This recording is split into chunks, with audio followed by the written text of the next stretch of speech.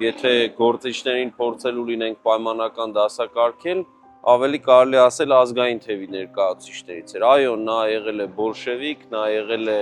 խորհրդային այդ պետական մեքենայի եւ նրա գաղափարախոսության կրողը եւ իրականացնողը,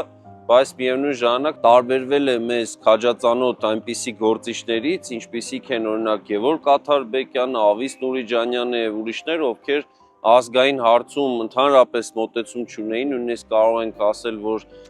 հակառակ, այո, մոտեցումներ ունեին, պատրաստ էին համաշխարհային հեղափոխության ինչ-որ ցնորական գաղափարների համար զոհաբերել ամբողջ հայ ժողովրդին, նրանց օրակարգում ցավոք Հայաստանը չկար, որպես ազգային օջախ, պետություն, եւ դրա համար, երբ որ մենք նայում ենք այս ամենի տեսանկյունից Ալեքսանդր Միասնիկյանի կերպարին եւ նրա հետ միասին նրա զուգահեռաբար արդեն խորհրդային Հայաստանում աշխատած Լուկաշինի Սարգիս Սրապյոնյանի կերպարին, ապա տեսնում ենք, որ նրանք իսկապես առանձնանում էին։ Նախագծի գլխավոր գործընկերն է Կոնվերս բանկը, ֆինանսական աշխարհի ձեր հուսալի գործընկերը։